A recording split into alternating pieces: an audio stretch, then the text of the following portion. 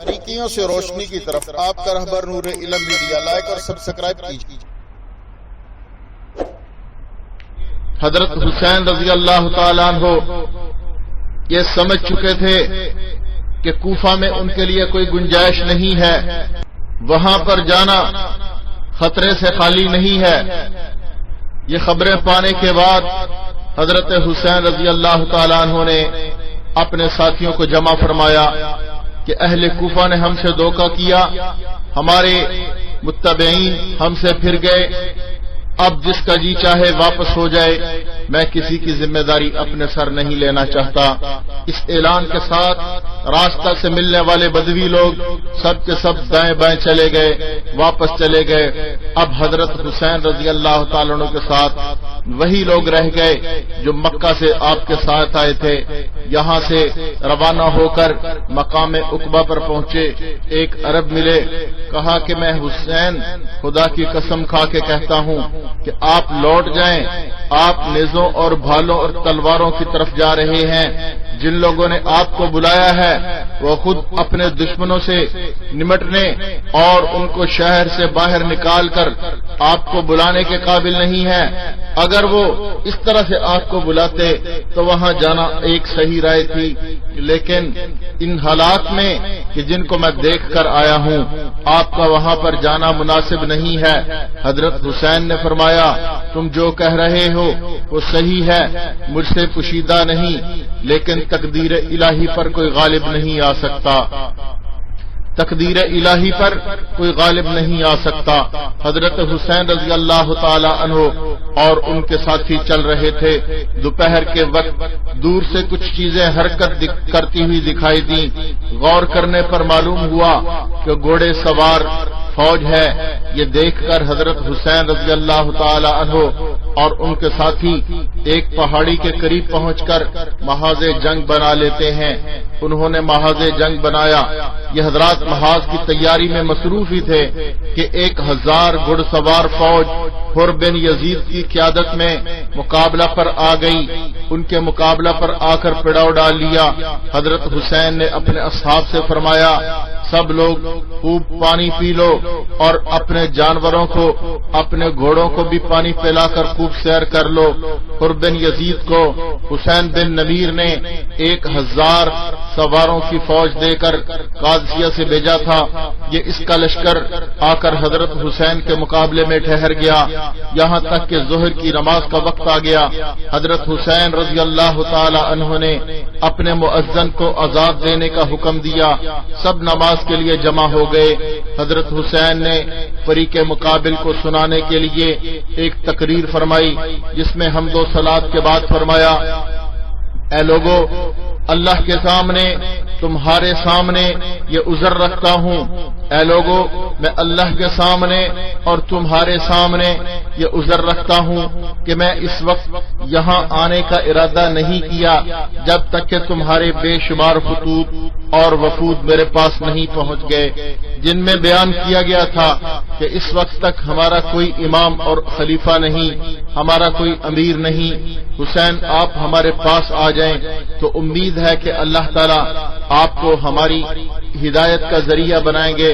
میں تمہارے بلانے پر آ گیا، اب اگر تم اپنے وعدوں پر قائم نہیں ہو، اپنے وعدوں سے، اپنے عہدوں سے پھر چکے ہو تو میں پھر واپس چلا جاتا ہوں۔ اگر تمہاری رائے بدل گئی ہے، اگر میرا آنا تمہیں ناگوار ہے تو میں جہاں سے آیا تھا وہیں واپس چلا جاتا ہوں۔ اگر تم اپنے عہدوں پر قائم ہو تو میں تمہارے شہر کوفہ جاتا ہوں، اور اگر تم اس پر متفق نہیں ہو تو میں واپس چلا جاتا ہوں۔ یہ تقریر سن کر سب خاموش رہے۔ حضرت حسین رضی اللہ تعالی عنہ نے مؤذن کو اقامت کہنے کا حکم دیا اور حر بن یزید سے خطاب کر کے فرمایا کہ تم اپنے لشکر کے ساتھ علیحدہ نماز پڑھو گے یا ہمارے ساتھ نماز پڑھو گے؟ حر نے کہا نہیں، آپ ہی کی اقتدا میں نماز پڑھیں گے، ہم سب آپ کے پیچھے نماز پڑھیں گے۔ حضرت حسین نے نماز ظہر پڑھائی، پھر اپنی جگہ تشریف لے گئے۔ حر بن یزید اپنی جگہ چلے گئے۔ اس کے بعد نماز عصر کا وقت آیا، پھر حضرت حسین نے نماز پڑھائی، سب شریک ہوئے۔ عصر کے بعد پھر حضرت حسین نے ایک خطبہ دیا، حمد و ثنا کے بعد فرمایا، اے لوگو تم اللہ سے ڈرو، اہل حق کا حق پہچانو اور اللہ تعالیٰ کی رضا کا سبب ہوگا۔ ہم اہل بیت اس خلافت کے لیے ان لوگوں سے زیادہ حقدار ہیں جو حق کے خلاف اس کا دعویٰ کرتے ہیں، تم پر ظلم و جور کی حکومت کرتے ہیں۔ اگر تم ہمیں ناپسند کرتے ہو، ہمارے حق سے تم جاہل ہو، اب تمہاری رائے وہ نہیں رہی جو تمہارے خطوط میں لکھی تھی، تو تمہارے قاصدوں نے مجھ تک جو رائے تمہاری پہنچائی تھی، اگر وہ تمہاری رائے اب نہیں ہے تو میں واپس لوٹ جاتا ہوں۔ اس وقت حر بن یزید نے کہا، ہمیں ان خطوط کا اور ان وفود کا کچھ علم نہیں ہے، ہمیں خبر نہیں ہے کہ وہ سب کس نے خطوط لکھے اور کون سے وفود آپ کے پاس گئے، کس نے جو ہے آپ کو بلایا۔ حضرت حسین رضی اللہ تعالی عنہ نے 2 خطوط کے بڑے تھیلے نکالے اور ان کو ایک ایک کر کے انڈیل دیا اور ان لوگوں کے سامنے انڈیل دیا۔ حر بن یزید نے کہا، بہرحال ہم ان خطوط کے لکھنے والوں میں نہیں ہیں، ہمیں امیر کی طرف سے یہ حکم ملا ہے کہ آپ کو اس وقت تک نہ چھوڑیں جب تک ابن زیاد کے پاس آپ کو کوفہ نہ پہنچا دیں، آپ کو اس وقت تک ہم نہیں چھوڑیں گے جب تک آپ کو کوفہ نہ پہنچا دیں۔ حضرت حسین نے جواب دیا، اس سے تو موت بہتر ہے۔ اس کے بعد حضرت حسین رضی اللہ تعالیٰ عنہ اپنے ساتھیوں کو حکم دیتے ہیں کہ سوار ہو جائیں اور واپس لوٹ جائیں، مگر اب حر بن یزید نے اس ارادے سے ان کو روکا۔ حضرت حسین رضی اللہ تعالیٰ عنہ کی زبان سے نکلا، تمہاری ماں تمہیں روئے، تم کیا چاہتے ہو؟ حر بن یزید نے کہا، بخدا تمہارے سوا کوئی دوسرا آدمی میری ماں کا نام لیتا تو میں اسے بتا دیتا کہ اس کی ماں کا اس طرح ذکر کرنا، تمہاری ماں کو برائی کے ساتھ ذکر کرنا کسی کی قدرت نہیں۔ حضرت حسین نے فرمایا، اچھا بتاؤ تمہارا کیا ارادہ ہے؟ حر بن یزید نے کہا کہ یہ ارادہ ہے کہ آپ کو ابن زیاد کے پاس پہنچا دیں۔ حضرت حسین نے فرمایا، تو پھر میں تمہارے ساتھ ہرگز نہیں جاؤں گا۔ حر نے کہا، تو پھر بخدا آپ کو نہ چھوڑوں گا۔ کچھ دیر تک یہی رد و قد ہوتی رہی، پھر حر نے کہا، مجھے آپ سے قتال کرنے کا حکم نہیں دیا گیا، بلکہ حکم یہ ہے کہ آپ سے اس وقت تک جدا نہ ہوں کہ جب تک آپ کوفہ نہ پہنچ جائیں، اس لیے آپ ایسا کر سکتے ہیں کہ کوئی ایسا راستہ اختیار کریں، نہ کوفہ پہنچے نہ مدینہ پہنچے، یہاں تک کہ میں ابن زیاد کو خط لکھوں، آپ بھی یزید کو یا ابن زیاد کو خط لکھیں، شاید اللہ تعالیٰ میرے لیے کوئی ایسا مخلص پیدا کر دیں کہ میں آپ کے مقاتلہ اور آپ کو ایذا دینے سے بچ جاؤں۔ اس لیے حضرت حسین نے عزیب اور قادسیہ کے راستے سے بائیں جانب جو ہے وہ چلنا شروع کر دیا۔ حر جو ہے اپنے لشکر کے ساتھ ان کے ساتھ چلتا رہا۔ اسی اثناء میں حضرت حسین نے پھر ایک خطبہ دیا جس میں حمد و ثنا کے بعد فرمایا، اے لوگو، رسول اللہ صلی اللہ علیہ وسلم نے فرمایا ہے، جو شخص کسی ایسے بادشاہ کو دیکھے جو اللہ کے حرام کو حلال سمجھے، اللہ کے عہد کو توڑ دے، سنت رسول اللہ کی مخالفت کرے، اللہ کے بندوں کے ساتھ گناہ اور ظلم و عدوان کا معاملہ کرے، اور یہ شخص اس کے ایسے افعال اور اعمال کو دیکھنے کے باوجود کسی قول یا فعل سے اس کی مخالفت نہ کرے، اللہ تعالیٰ کے ذمے ہے کہ اس کو بھی اس ظالم بادشاہ کے ساتھ ہی اس مقام دوزخ میں پہنچا دے۔ اور آپ کو یہ معلوم ہے کہ یزید اور اس کے امراء اور حکام نے شیطان کی پیروی اختیار کر رکھی ہے، رحمان کی اطاعت کو چھوڑ بیٹھے ہیں، زمین میں فساد پھیلا دیا ہے، حدود الہیہ کو انہوں نے معطل کر دیا ہے، اسلامی بیت المال کو اپنی ملک سمجھ لیا ہے، اللہ کے حرام کردہ کو حلال کر ڈالا ہے، حلال کردہ کو حرام کر ڈالا ہے، اور میں دوسروں سے زیادہ اس بات کا حقدار ہوں میرے پاس تمہارے خطوط اور تمہارے وفود تمہاری بیعت کے پیغام پہنچے، تم میرا ساتھ چھوڑ گئے ہو، میری جان کو اپنی جانوں کو تم برابر سمجھو گے، تم نے یہ عہد کیا تھا، لیکن اب تم اس بات سے پھر گئے ہو۔ اب اگر تم اپنی بیعت پر قائم ہوتے تو ہدایت پاتے۔ رسول اللہ صلی اللہ علیہ وسلم کی لخت جگر کا بیٹا ہوں، میں نبی کی بیٹی فاطمہ کا بیٹا ہوں، میری جان آپ لوگوں کی جانوں کے ساتھ، میرے اہل و عیال آپ لوگوں کے اہل و عیال کے ساتھ۔ تم لوگ میرا اتباع کرنا چاہتے ہو تو میرا اتباع کرو، میں تمہارے ساتھ ہوں، میرے اہل و عیال، میری جان، میرا مال آپ کے ساتھ ہے۔ اگر تم ایسا نہیں کرتے بلکہ میری بیعت کو توڑتے ہو، میرے عہد سے پھرتے ہو، تو تم لوگوں سے کچھ بعید نہیں، کیونکہ یہی کام تم میرے باپ علی کے ساتھ اور میرے بھائی حسن کے ساتھ اور میرے چچا زاد بھائی مسلم بن عقیل کے ساتھ کر چکے ہو، تم ان کے ساتھ بھی یہ دغا بازی کر چکے ہو، اور وہ آدمی بڑا فریب میں ہے جو تمہارے عہد و پیمان سے دھوکہ کھائے، تو تم نے خود اپنا آخرت کا حصہ ضائع کر دیا، اپنے حق میں تم لوگوں نے ظلم کیا، اور جو شخص بیعت کر کے توڑتا ہے وہ اپنا نقصان کرتا ہے۔ قریب ہے اللہ تعالی مجھے تم سے مستغنی فرما دیں۔ والسلام۔ حر بن یزید نے خطبہ سن کر کہا، میں آپ کو اپنی جان کے بارے میں خدا کی قسم دیتا ہوں، کیونکہ میں یقین کے ساتھ جانتا ہوں اگر آپ قتال کریں گے تو قتل کیے جائیں گے۔ حضرت حسین نے فرمایا، کیا تم مجھ کو موت سے ڈرانا چاہتے ہو؟ میں جو کہہ رہا ہوں اس پر توجہ نہیں دیتے، میں آپ کے جواب میں صرف وہی کہوں گا جو حضور صلی اللہ علیہ وسلم کی امداد کے لیے نکلنے والے ایک صحابی نے اپنے بھائی کی نصیحت کے جواب میں کہا تھا۔ بھائی نے اس سے کہا کہ تم کہاں جاتے ہو؟ قتل کر دیے جاؤ گے؟ تو اس صحابی نے جواب دیا، یہ اشعار پڑھے کہ یعنی میں اپنے ارادہ کو پورا کروں گا، اور موت میں کسی جوان کے لیے کوئی آر نہیں جبکہ اس کی نیت خیر ہو، مسلمان ہو کر جہاد کر رہا ہو۔ پھر اگر میں زندہ رہ گیا نادم نہ ہوں گا، اگر مر گیا قابل ملامت نہ ہوں گا، اور تمہارے ساتھ تمہارے لیے اس سے بڑی ذلت کیا ہے کہ ذلیل و خوار ہو کر زندہ رہو۔ حر بن یزید کچھ تو پہلے ہی اہل بیت کا دل میں احترام رکھتا تھا، کچھ حضرت حسین کے خطبوں سے متاثر ہو رہا تھا، یہ کلام سن کر ان سے علیحدہ ہو گیا، اپنے لشکر والوں سے علیحدہ ہو گیا، ساتھ ساتھ چلنے لگا۔ اس حال میں 4 آدمی کوفہ سے حضرت حسین کے مددگار پہنچے، جن کا سردار ترماح بن عدی تھا۔ یزید بن حر نے چاہا انہیں گرفتار کر لے یا واپس کر دے۔ حضرت حسین نے فرمایا، یہ میرے مددگار اور رفیق ہیں، ان کی ایسی ہی حفاظت کروں گا جیسے اپنی حفاظت کرتا ہوں۔ حر بن یزید نے ان کو آنے کی اجازت دے دی۔ حضرت حسین نے ان لوگوں سے کوفہ کے حالات دریافت کیے، انہوں نے بتایا کوفہ کے جتنے سردار تھے ان سب کو بڑی بڑی رشوتیں دی گئی ہیں، ان کے تھیلے بھر دیے گئے ہیں، اب وہ آپ کے مخالف ہیں، البتہ عوام کے قلوب آپ کے ساتھ ہیں، مگر اس کے باوجود جب مقاتلہ ہوگا تو تلواریں ان کی بھی یزید کے ساتھ ہوں گی، تلواریں ان کی بھی آپ کے مقابلہ میں آئیں گی۔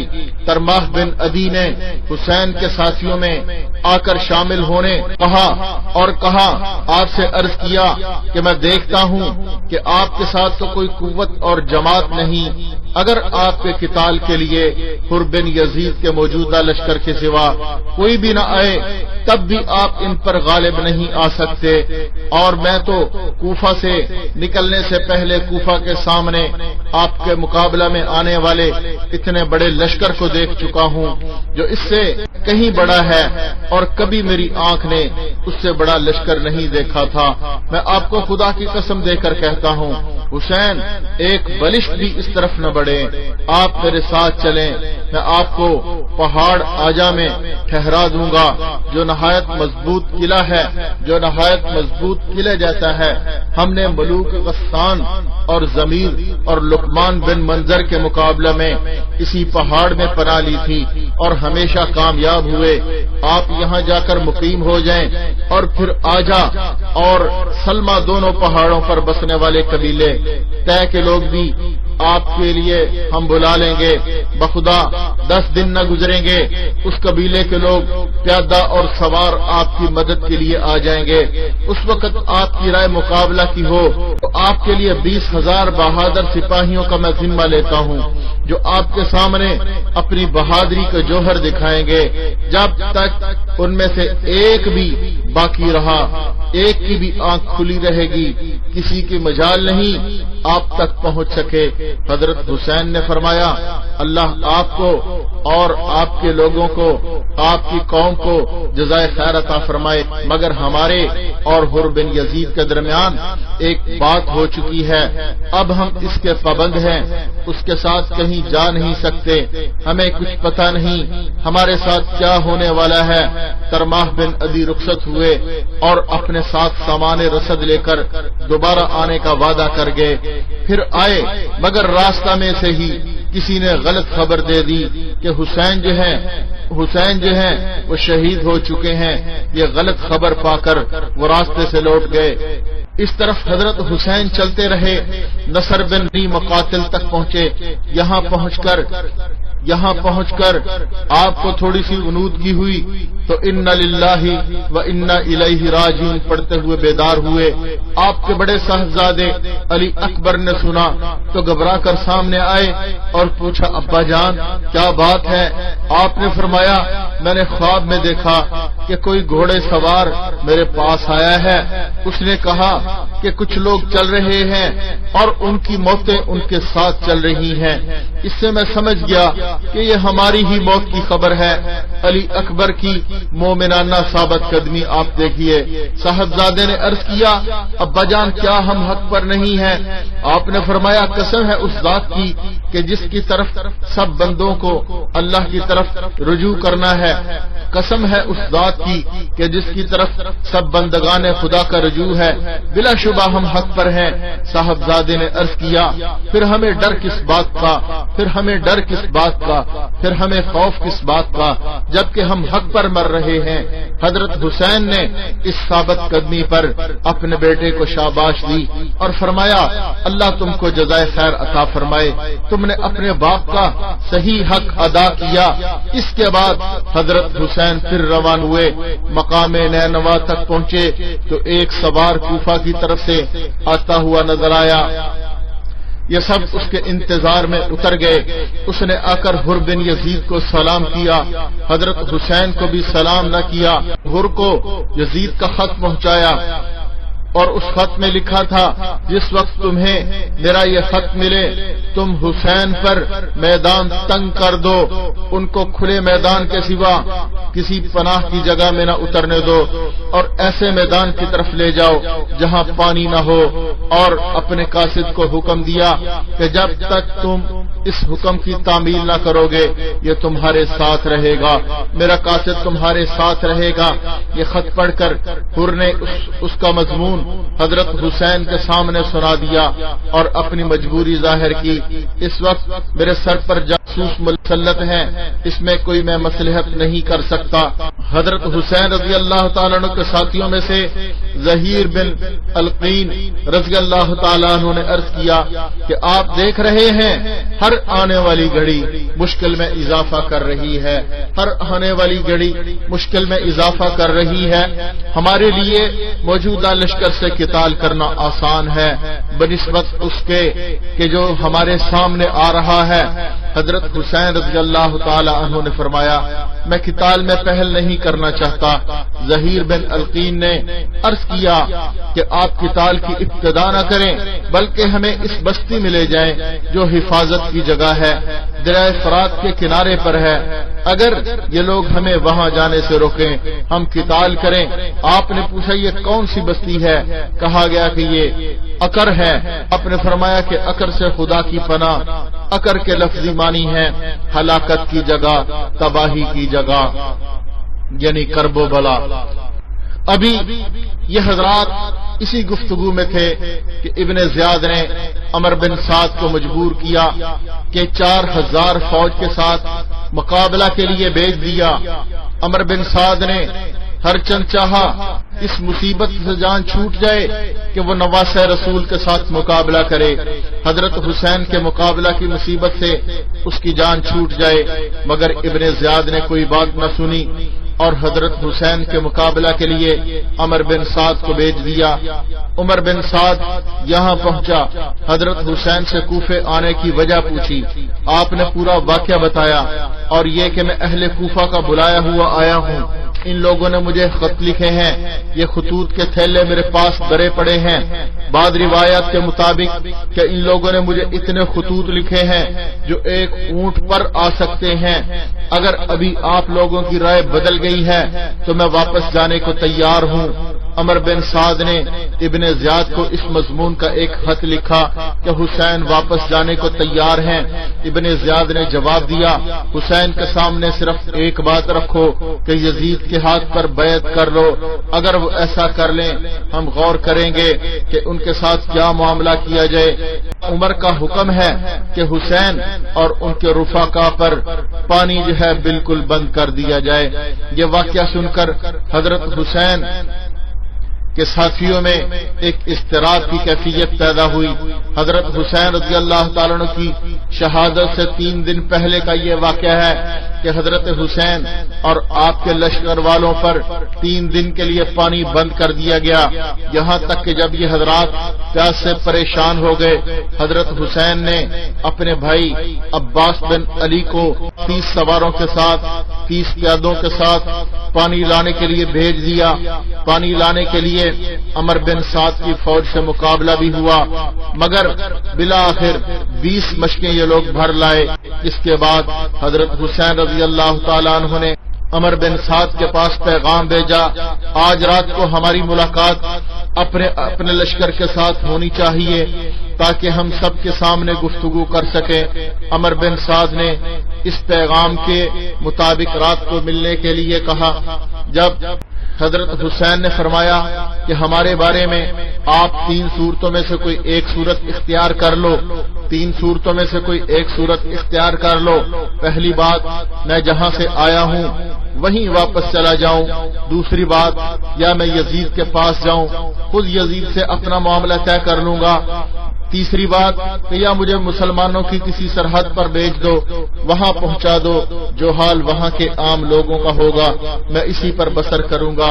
بعض لوگوں نے آخری 2 صورتوں سے انکار کیا، حضرت حسین نے یہ 2 صورتیں پیش نہیں فرمائیں۔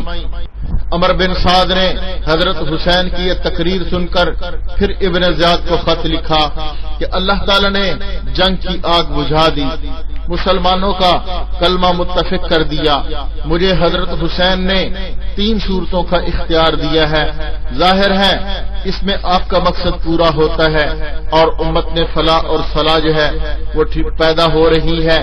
ابن زیاد بھی عمر بن سعد کے اس خط سے متاثر ہوا اور کہا کہ یہ خط ایک ایسے شخص ہے جو امیر کی اطاعت کرنا چاہتا ہے اور اپنی قوم کی عافیت کا بھی خواہش مند ہے، ہم اس کو قبول کرتے ہیں۔ لیکن شمرزی جوشن نے کہا کہ کیا آپ حسین کو مہلت دینا چاہتے ہیں، قوت حاصل کر کے پھر تمہارے مقابلہ پر آ جائے، اگر وہ آج تمہارے ہاتھ سے نکل گئے تو پھر کبھی تم اس پر قابو نہ پا سکو گے۔ اب شمر کون تھا؟ حضرت حسین کا ماموزاد تھا۔ اب ابن زیاد کون تھا؟ حضرت علی کا قریبی رشتہ دار تھا۔ حضرت علی کا جو ہے غالباً وہ ہمزلف تھا یا اس طرح کا کوئی اس کا بھی رشتہ بنتا تھا۔ بہرحال یہ شمر بھی قریبی رشتہ دار تھا، ابن زیاد بھی قریبی رشتہ دار تھا، لیکن ان لوگوں کی آنکھوں پر پردے پڑ چکے تھے۔ ان لوگوں نے حضرت حسین کو مہلت نہ دی، کہا کہ آج اگر حسین ہمارے ہاتھ سے نکل گئے تو پھر کبھی ان پر قابو نہیں پا سکیں گے۔ مجھے اس میں عمر بن سعد کی سازش معلوم ہوتی ہے، کیونکہ میں نے سنا ہے کہ وہ راتوں کو آپس میں مل کر باتیں کرتے ہیں۔ ہاں، آپ حسین کو اس پر مجبور کریں، آپ اس کے پاس جائیں اور پھر آپ چاہیں تو سزا دیں، چاہے تو معاف کریں۔ ابن زیاد نے شمر کی رائے قبول کی اور عمر بن سعد کو اسی مضمون کا خط لکھا، اور خود شمر جو ہے، شمر ذی جوشن، اس کے ہاتھ جو ہے عمر بن سعد کے لیے یہ خط بھیجا اور ہدایت دی، اگر عمر بن سعد اس حکم کی تعمیل کر لیں ٹھیک، ورنہ فوراً جو ہے اس کو قتل کر دیا جائے اور اس کی جگہ تم خود لشکر کے امیر بن جانا۔ یہ خط جو ہے وہاں پہنچایا گیا۔ ابن زیاد کا خط عمر بن سعد کے نام بھیجا، اس میں لکھا، اما بعد، میں تمہیں اس لیے نہیں بھیجا تھا کہ تم جنگ سے بچو یا اس کو مہلت دو یا اس کی سفارش کرو۔ اگر حسین اور اس کے ساتھی میرے حکم پر صلح کرنا چاہتے ہیں، میرے پاس آنا چاہتے ہیں تو ان کو صحیح سالم پہنچا دو، ورنہ ان سے جنگ کرو یہاں تک کہ ان کو قتل کر دو، ان کا مصلح کرو، کیونکہ وہ اس کے مستحق ہیں۔ پھر قتل کے بعد ان کو گھوڑوں کی ٹاپوں میں رون ڈالو۔ اگر تم ہمارے اس حکم کی تعمیل کرو گے تو تم کو ایک فرما بردار کی طرح انعام ملے گا، اور اگر اس کی تعمیل نہیں کرو گے ہمارے لشکر کو فوراً چھوڑ دو اور 4 جو ہے وہ شمر کے سپرد کر دو، والسلام۔ یہ شمر حکم اور خط لے کر روانہ ہونے لگا تو اس کو خیال آیا حسین کے ساتھیوں میں اس کے پھوپھی زاد بھائی عباس، عبداللہ اور جعفر عثمان بھی ہیں۔ ابن زیاد سے ان 4 کے لیے امان حاصل کی اور روانہ ہو گیا۔ شمر نے یہ پروانہ امان کسی قاصد کے ہاتھ ان 4 بزرگوں کے پاس بھیجا۔ یہ پروانہ دیکھ کر یک زبان ہو کر بولے، ہمیں امان دیتا ہے اور ابن رسول اللہ کو امان نہیں دیتا، ہمیں تمہارے امان کی حاجت نہیں، اللہ کا امان تمہارے امان سے بہتر ہے، تم پر لعنت ہو، تم امان دیتے ہو، تیرے امان پر بھی لعنت ہو۔ یہ شمر خط لے کر عمر بن سعد کے پاس پہنچا، وہ سمجھ گئے یہ شمر کے مشورہ سے یہ صورت عمل میں آئی ہے، میرا مشورہ رد کر دیا گیا۔ اس کو کہا کہ تم نے بڑا ظلم کیا، شمر تم نے بڑا ظلم کیا، مسلمانوں کا کلمہ متفق ہو رہا تھا، تم نے اس اتفاق کو ختم کر دیا، قتل و قتال کا بازار گرم کر دیا۔ بالآخر حضرت حسین کو یہ پیغام پہنچا دیا کہ آپ نے جو ہے اس پیغام کو قبول کرنے سے انکار کر دیا کہ میں یزید کی بیعت کبھی نہیں کروں گا، ذلت کی زندگی سے عزت کی موت بہتر ہے۔ پر ذی جوشن نے اس محاذ پر محرم کی نامی تاریخ کو جو ہے شمر پہنچا۔ حضرت حسین رضی اللہ تعالیٰ عنہ اس وقت اپنے خیمے کے سامنے بیٹھے ہوئے تھے، اس حالت میں کہ کچھ اونگ آ رہی تھی، کچھ آنکھ بند ہو رہی تھی، پھر ایک آواز کے ساتھ بیدار ہو گئے۔ آپ کے ہمراہ آپ کی ہمشیرہ زینب نے یہ آواز سنی تو دوڑی، وجہ پوچھی، فرمایا میں نے خواب میں رسول اللہ صلی اللہ علیہ وسلم کو دیکھا ہے۔ انہوں نے فرمایا، کیا حسین تم ہمارے پاس آنے والے ہو؟ حسین تم ہمارے پاس آنے والے ہو؟ ہمشیرہ یہ سن کر رو پڑی۔ حضرت حسین نے تسلی دی۔ اسی حالت میں شمر کا لشکر سامنے آ گیا، آپ کے بھائی عباس آگے بڑھے، حریف مقابل سے گفتگو ہوئی، اس نے بلا مہلت قتال کا اعلان سنایا۔